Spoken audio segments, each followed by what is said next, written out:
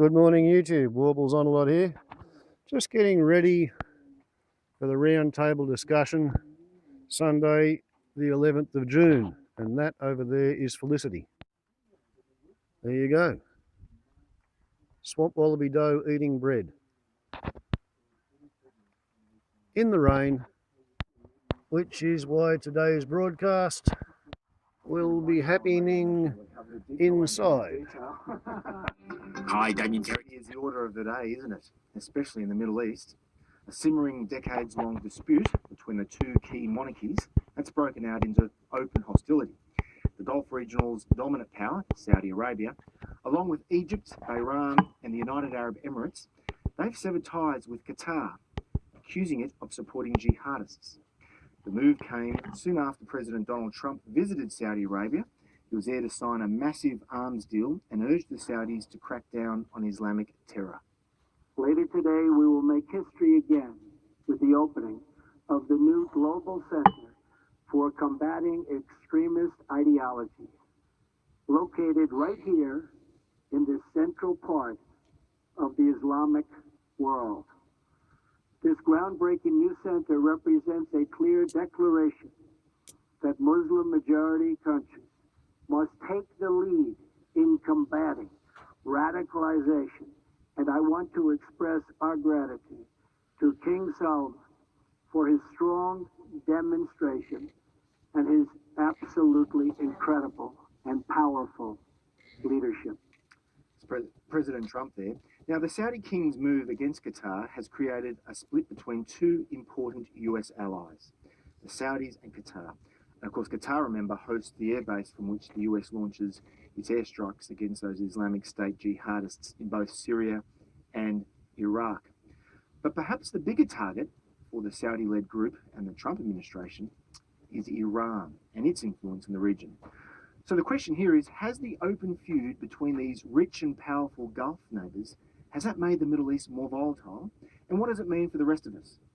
Professor Aman Saikal is the director of the Centre for Arab and Islamic Studies at the Australian National University. Good to be in touch again, Amal. Yeah, good morning. Peter Grester is an Australian foreign correspondent who's worked for Reuters, CNN, the BBC and Al Jazeera. Of course, Peter, along with two Al Jazeera English journalists, were arrested and jailed in Egypt, accused of aiding the banned Muslim Brotherhood. They became fall guys for the Egyptian authorities' dislike of the Qatar-based Al Jazeera network. Peter, nice to meet you. Good to be here. And Roger Shanahan is a research fellow at the Lowy Institute.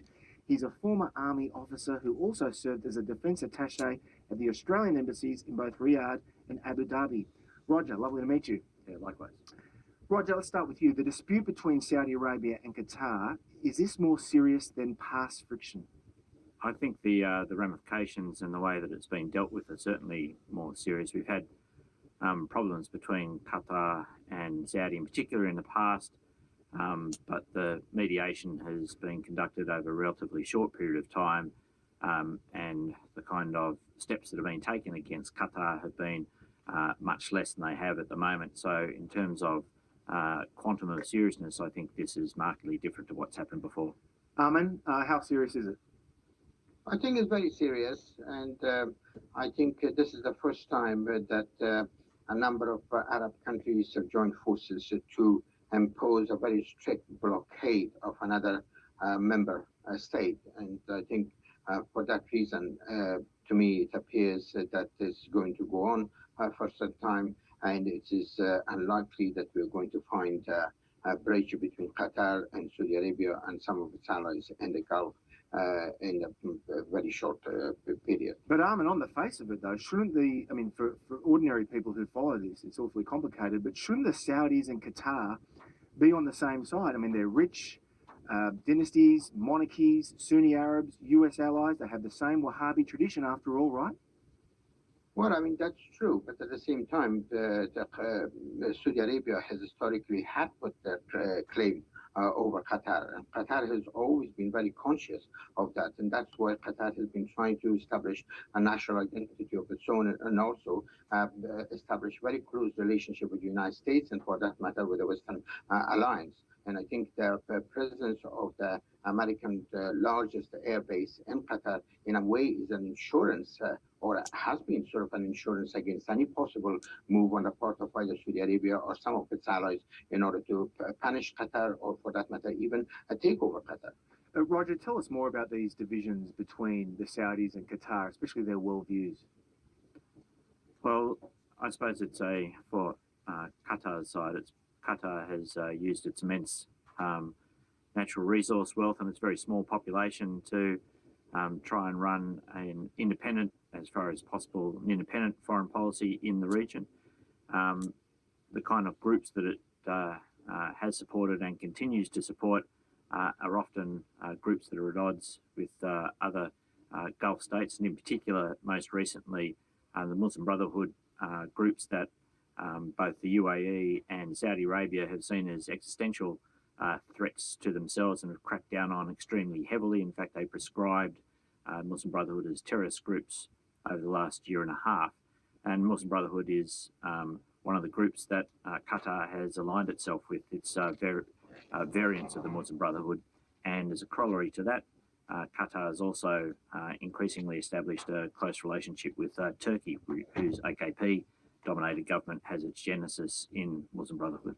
Yeah, well, let's bring Peter in here. I mean, because an important part of Qatar's efforts to expand its influence in the world was the creation of the Al Jazeera network.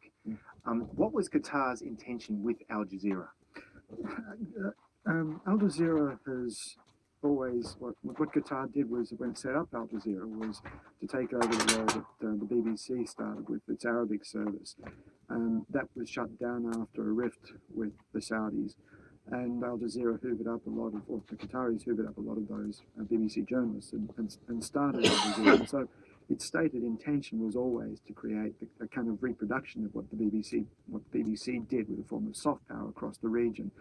But it's also used it in a way to not explicitly support the Muslim Brotherhood, but certainly to come from that kind of tradition, supporting what they would have seen as the underdog across the region. And of course, remember that apart from a few outlying examples like the AKP in Turkey and the Sudanese government, the Muslim Brotherhood broadly was seen as the underdogs, and they were the ones that were also challenging a lot of the established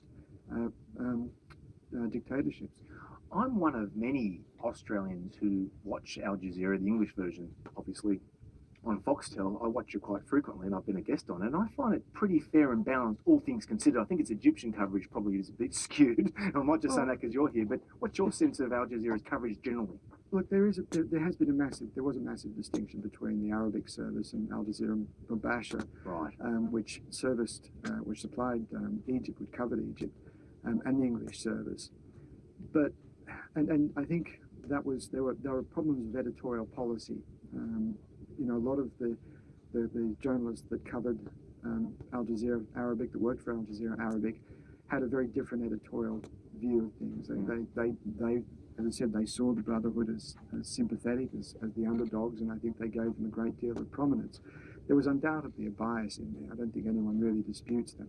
And Al Jazeera Arabic, of course, insisted they were independent. But what Al Jazeera did, what the Qataris were trying to do, was to create a kind of window dressing to the regime. If you watch Al Jazeera, and particularly Al Jazeera English, what you get is a sense of a network that supports the underdog, that's a champion of human rights, of women's affairs, of equality and so on, democratic ideals, which is patently everything that the Qatari government is not. And so in that respect, I think it was a kind of window dressing. But there was certainly, from my perspective, we were never asked, never directed to do anything explicitly supporting the Brotherhood or any particular political. Yeah, but you and your two colleagues from Al Jazeera did get caught up in the politics of the moment. Yeah. You became scapegoats. But why the Egyptians, the Saudis, and others? Why are they so concerned about the Muslim Brotherhood? I mean, what is it distinguishes the Muslim Brotherhood from so many of these other groups in the region? Whatever you think about this, and I'm interested to hear what Roger has to say, but whatever you think of the Muslim Brotherhood, it represents, or its policies, it represents a very significant underclass poor across the region. The Brotherhood was established as a social movement as much as a political movement. It provided the kinds of services that the state would ordinarily offer, things like like food support, food handouts, clothing. It ran schools, it ran shelters and so on. And so it had enormous amount of grassroots support. That's why it won the first democratic elections that Egypt had ever had. And so I think a lot of the governments, the dictatorships across the region, saw the Brotherhood as a legitimate political threat. Well, this Muslim Brotherhood, from the sound of things, sounds like a noble enterprise. Why is it so controversial, Roger? Oh, well, it's as with all Islamist groups, Islamist political groups, the concerns are always not necessarily about what you say you're going to do when you're in government, but what you do once you're in government, and it's seen as a stalking horse for a number of other interests. But I think what Peter said was correct. One of the reasons why it's seen as such a threat in the region is because it's pan-Arab. B, it appeals to a broad range, particularly people who perceive themselves as an underclass. And C, and probably most importantly, it's organised and has a structure. So in that regard, with those three elements, many of the Gulf states, particularly the UAE and Saudi Arabia, have elevated the Muslim Brotherhood, particularly after it came into power in Egypt, as a viable source of government. It's elevated it to a very high security threat, probably just below Iran. And this is precisely the point you made yesterday in the Weekend Australian. And do you agree with Roger? Is the political threat greater than the terror threat here? I think Muslim Brotherhood, because it came to power through an electoral process, it posed a serious threat to the legitimacy of the regimes which have come to power, either on a hereditary basis or on the basis of coups and counter-coups. But I think in the case of Saudi Arabia, which really claims the leadership of the Sunni Muslim world, the fact that the Muslim Brotherhood succeeded in what was presented as a democratically procedure, that really posed a serious challenge to Saudi Arabia, as well as to some of the other members of the GCC, which are very much ruled by autocratic leaderships. And I think for that reason, as many analysts have claimed, Saudi Arabia took the lead in a counter-revolution to what had taken place as a result of the so-called Arab Spring. You know, the Washington definition of a gaffe is when a politician inadvertently tells the truth.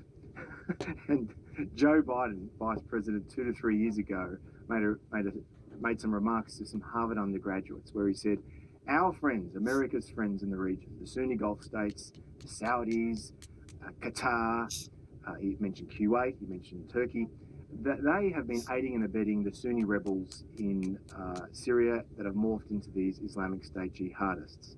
I suppose the question here is, what solid evidence do we have that Qatar supports these jihadist groups? Well, I suppose in terms of solid evidence, most of the evidence on which governments, the US in particular, makes their claims is information that's not in the public domain.